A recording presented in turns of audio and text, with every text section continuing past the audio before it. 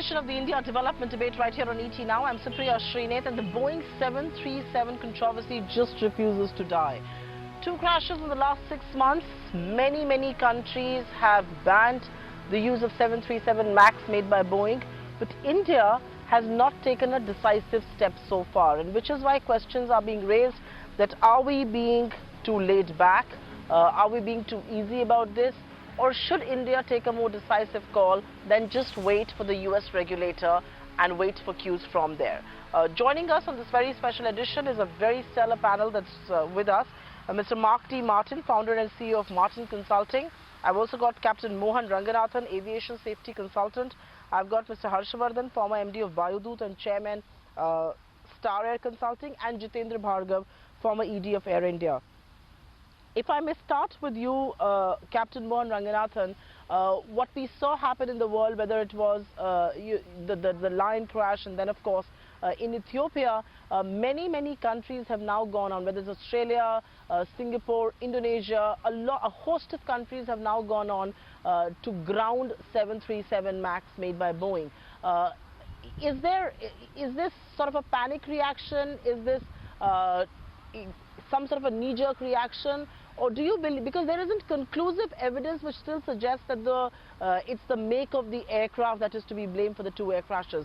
Do you believe this is knee-jerk, or it is better to be safe than sorry, even though aviation may be the safest way to travel and fly? To start with, is not the question of better to be safe than sorry. For the simple reason, the MAX design is not the same as the 737NG. The whole thing was almost doctored to make it as a common rating so that it will be easier to sell, that there is no additional training required. But whatever information with the new software and the procedures, Boeing did not tell the operators, they did not tell the engineering, and the pilots are not trained. Now, if you're talking about why they have not banned it in US, that is their problem, because FAA had approved. But the others have banned the MAX because of safety reasons. 2 things. First, it is not 6 months, 2 fatal crashes in 4 months. And they have both resulted in the MAX diving down at very high rate of descent from a low level because the angle of attack sensor malfunctioned or gave erroneous readings. In both cases, the initial reports talk of unreliable airspeed. Then you have a stock of the stall warning. I can tell you that any pilot, right from the time he starts his flying on a Cessna, the first maneuver that is taught is a stall recovery.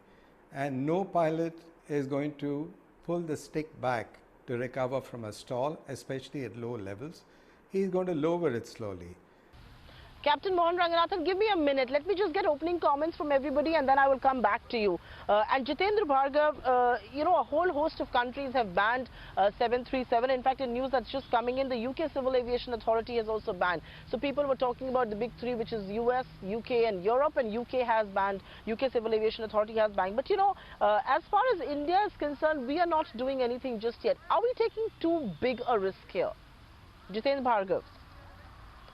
See, I wouldn't agree with this because no regulatory agency, just like any airline, would like its aircraft to be involved in an accident.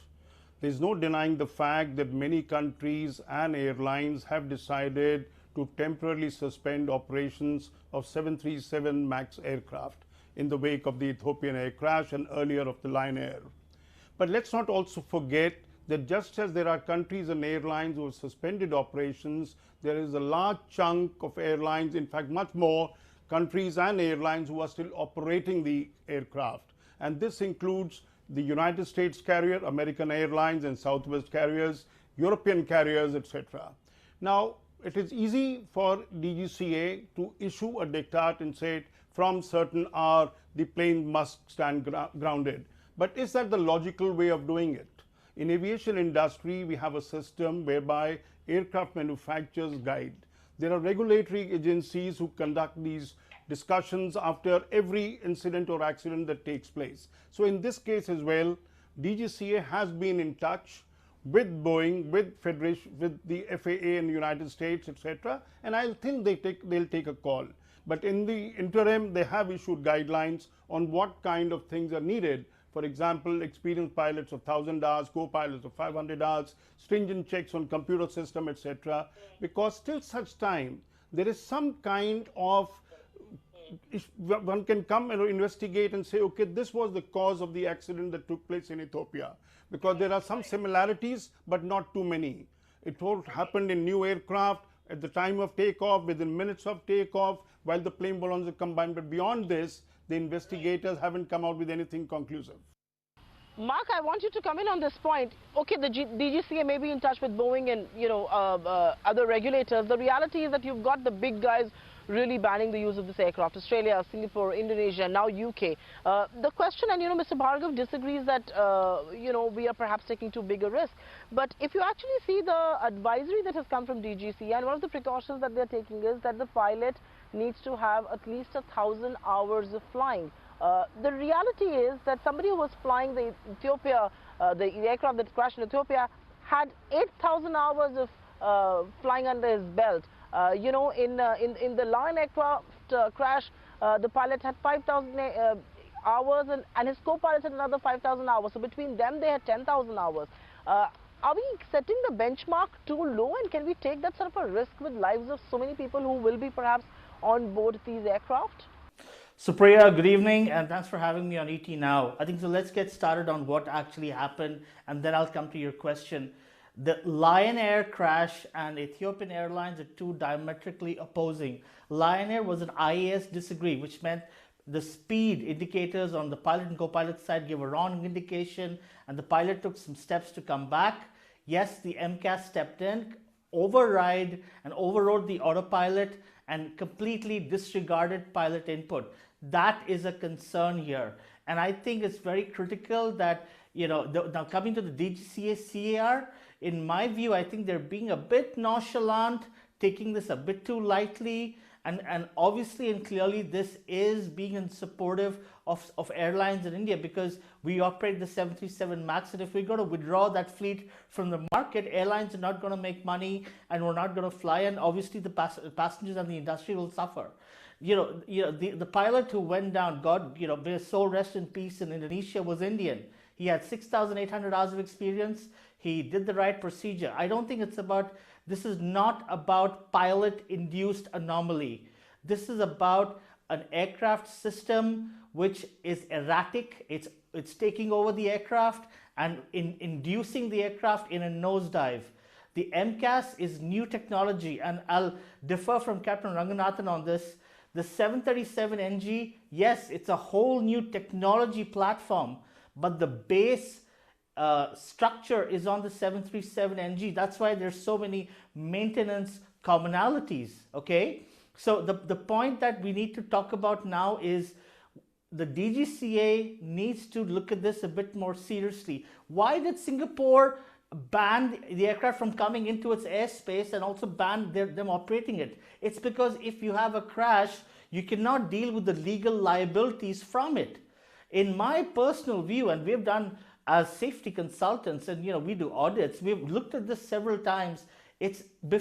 Since we're in a position where we don't know what's going to happen to the aircraft, how is it going to react, and this is a brand new aircraft. It's just been 5 to 6 months out there. So I believe the DGCA should at least ground it for at least a couple of days, get an investigation report, and clear the air. Okay. Mr. Harshvardhan, I'd like you to come in on this. Should the DGCA be precautionary? Don't have a knee-jerk reaction, let a pending inquiry throw up results, and see the kind of regulators who banned it. I mean, for all practical purposes, Boeing is an American company, and perhaps America is going to be the last to ground that aircraft. But look at, even the UK Civil Aviation Authority has now gone ahead and done so. The question now, though, is that, the majority of the panel believes the DGCA needs to err on the side of caution. Is that what your belief also is?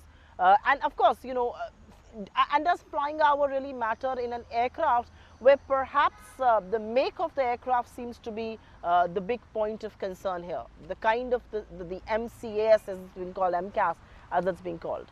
Well, I think DGCA India has to take a much serious view than what they are taking, because principally whatever has happened, I beg to differ with Mr. Jiten Bhargav on this. The reason is that both the crashes have a lot of similarities, while the nature of happening may be different, but in both cases the pilot was alert to the challenge. The pilots realized that the aircraft is not behaving the way they want to do it, and they sought permission to return to the base, and in the process they could not achieve their objective. So pilots were alert. So in such a situation, usually the error possibility, human error gets reduced, because they are now trying to use their best attention to bring the aircraft back to the base. The second situation is the nature of, it's a technological transformation, as my esteemed colleagues have said, that so there is a learning curve issue. There is also a kind of a stabilizing issue of the technology, and as yet it is not that only these two accidents took place. Even before that, the pilots were complaining, because while there is a transformative technology and the kind of training which was required to be given, simulator training and various other things, that was not given to pilots, because they were just told that it is similar to NG and the other aircraft, so save the training costs. I think that's a very fatal error on the part of Boeing on this particular issue. Harshvardhan, give me a minute. I do want to move to the Indian fleet, and before I go across to Captain Mohan Ranganathan, Mr. Jiten Bhargav, a very candid question. Perhaps a little unpopular. In India, the SpiceJet fleet is primarily 737. Jet has a lot of 737, but a lot of the aircraft are grounded for, different reasons there. How much of a pressure does this really play on the government or the regulators' decision? The fact that, two of your carriers have 737 in their fleet? I don't think so. Let's put it this way. Like, let me give you the 787 Dreamliner example again. It had encountered problem because it was a new kind of aircraft brought out by Boeing. Now you have overcome the problem. You don't hear any longer about 787 encountering problem. Likewise, 737 MAX aircraft, Boeing has already announced that they're looking into the design, and by April they will make necessary modifications. You can't say because two aircraft have been involved in accident, therefore all the future plans or a new technology introduced should be discarded. I don't think it is the pressure of the large number of aircraft ordered. Ultimately, DGCA would not like to sully its own name by taking a decision which unfortunately lands up on the wrong side of safety. I don't think DGCA is under any compulsion or pressure. As I said earlier, FAA, the biggest agency, regulatory agency in the world, ESA, European agency, they haven't taken a call as yet. So why jump to a hasty conclusion? And my request to media would be, don't put unwarranted pressure on DGCA to take a decision just because some airlines or countries have taken. Media doesn't want to put unwarranted pressure, but the media would certainly want to be safe than be sorry. That's a very simple question, but I think Mohan Ranganathan is going to give me a more candid answer on that. And sir, do you believe that the directives in government or to the regulator are driven by commercial concerns, are driven by airline owners in this case? Absolutely. To start with, if you look at the DGCA circular which has been issued yesterday or day before, he talks of the training recommended in December. Now, none of the simulators in India have the MCAS feature. They are doing something which is simulated on an NG simulator. And I disagree with the other gentleman about NGs and MAX being the same. They are not. The MAX has a larger engine, and because of that, the engine is located more forward on the wing, and that is what was causing the pitch up thing during test flights, and the MCAS was introduced to bring the nose down. It's not the same as an NG, but somehow FAA and Boeing had got it as a single rating so that you can avoid double training. Now, to start with, our simulators do not have the feature. And then the second thing is about the experience that is issued by the DGCA. Now, if you see the wording of the letter, it says for flying the MAX, a PIC should have 1,000 hours and a co-pilot should have 500 hours on NG aircraft. Now, if the wording had been 1000 hours PIC, that is more definitive. But here, they have left it vague, which I feel has been done under airline pressure, because you need 1000 hours as a co-pilot to get command. So you can have a 0-hour captain flying the MAX with a 500-hour co-pilot, which is positively dangerous. Just give me a minute there, because I want to take this across to Mark. And Mark, Jet Airways has placed orders of 225 737 MAX planes with Boeing. Some have, of course, already been delivered. SpiceJet has embarked on ambitious expansion plans, has a deal with Boeing for 155 of these aircraft. You know, given the size of the commercial interest here, does that add to ongoing pressure on the government to wait and watch instead to react perhaps a little more preemptively? Supriya, the 737 MAX was a redesigned 737 NG with a whole new engine, okay? The engine is what added and created the value proposition from an operating cost and a fuel burn perspective. I think that's off the street knowledge. And this aircraft was designed to compete with the A320neo that was introduced. So, you know, I think it's very clear. I think everybody knows what the 737 MAX is. But 80 or 90% of the airframe is common with the NG. And this aircraft is a game changer. Let's be clear, this aircraft is probably the latest technology that's out there. Now, as a result of the N1 compressor or the turbofan blades being extremely large, the pitch up usually happens, and that's why you need to correct the pitch up. But what we're dealing here is a action that's forcing the aircraft to put the aircraft into a nosedive.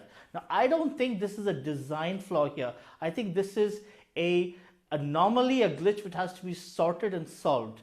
Now, coming to your question of Jet Airways, SpiceJet, and the other few airlines that intend to get the 737 MAX. I mean, I don't think there's a question on the MAX per se. It is operating with Southwest Airlines. It is promised as it's delivered, because it told you it'll burn less fuel, and it has.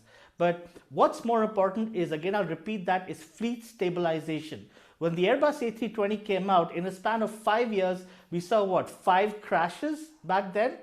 The Indigo at the most has had issues with the engine, but we've never seen not the India, pardon me, on the A320neo, we've never seen a crash. They've had engine problems with Indigo and several airlines in the world. Right. The 787 had a battery fire. So when you introduce new technology in the market, Supriya, it takes time to stabilize that technology, and we need to give time to stabilize that technology. Just 1 second. Even if it means to ground it temporarily and come to a solution, it must be done. Right. Okay. But, you know, 2 quick last questions, and I'm going to take one with Harshvardhan and then a closing question, Mr. Bhargav. Harshvardhan, you know, one of the questions that I have for you is, what sort of assessment can DGCA really do on its own? I mean, shouldn't it take a cue from other regulators? Is there enough data? And I think Captain Mohan Ranganathan pointed out a very important thing, that training, intervention on the MAX is not being done on a simulator. And you know, paper training is not going to help in a situation like this. Do we have enough data to make a decisive call on our own? Should we be taking a cue? And I'm really talking about, you know, intervention in terms of data-driven decision. See, to be honest, Indian DGCA has no competence to do this analysis. You know, they largely rely on what the operator supplies to them, and they usually follow what FAA has recommended. EASA is also not as much considered. So it is more DGCA goes by hearsay, and I have been saying it for decades that the biggest safety risk we have in this country is the appointment of DG itself, who they keep bringing from an IS cadre and who has no technical understanding of the subjects. And then, you know, they also promote non-technical people. So by and large, DGCA today is literally devoid of technical competence to study subjects like this. So basically, and then, you know, I mean, I don't think that the future of aircraft is jeopardy, because most of the aircrafts have undergone this kind of transition whenever a new technology has been introduced. But the prudent course is that you have to ground the aircraft and find out the reasons. You know, you don't know the exact reason of what has gone wrong, but you know what could have gone wrong. And unless you verify that those reasons don't exist in the aircraft which you are operating, You have to ground the machine, you have to take a call. It is not that it has not been done in the past, and you have to look at the safety first before you look at any other passenger consideration or the operator consideration. And I don't think the promoters have I think that's one of the talking points. It could have been done with any other aircraft also.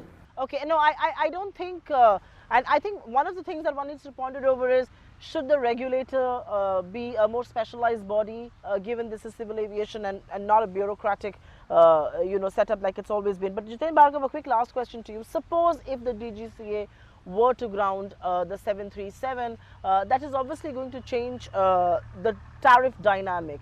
At what stage, and I know tariff is largely driven by the market and all of this, but given that this is going to be a man-made sort of a situation, at what stage must the government intervene? Because we've seen whenever an aircraft or an airline goes out of the market, tariffs shoot through the roof. At what stage must the state intervene? A quick last question and then I close this. There are two ways of looking at it. One, passengers should not have any fear once they are flying on this aircraft. The second is the fare. Let's look at the number of aircraft in it. We've got 17 or 737 MAX operating, 5 of which are already grounded by Jet because of the financial problems. The 12 aircraft being operated by SpiceJet will operate, and if they were to be grounded, take the worst case scenario, it will have an effect. And as we have seen recently, Indigo and some other airlines came out with sales offering ridiculously low fares to basically fill up the aircraft. There will be some kind of capacity that can be met. The capacity can meet the enhanced demand, grounding of aircraft. But I quite agree with you, airlines on their own should not be fleecing passengers. And if they do, the government must feel free to come into the picture and tell the airlines where to stop. Okay, on that note, I can't thank this wonderful panel enough to discuss a topic that's an extremely important one. A lot of people say that flying is the safest option to commute, but it suddenly seems there is trouble in air. It suddenly seems that it may not be all right to take your next flight again. And just to address the fear and panic, maybe the regulator needs to be in a more preemptive mode. Maybe the regulator needs to take more initiative and take cues from regulators around the world who have grounded 737, and many airlines who've done that. In India, at the receiving end of this will perhaps be SpiceJet and Jet Airways, whose fleet in any case, a large part of their fleet is grounded. It is better, like they say in aviation or in flying, to be safe than sorry. But on that note, completely out of time on this edition of the India Development Debate, can't thank Mr. Mark Martin, Captain Mohan Ranganathan, Mr. Harshvardhan, and of course Jiten Bhargav enough for being with us on this show.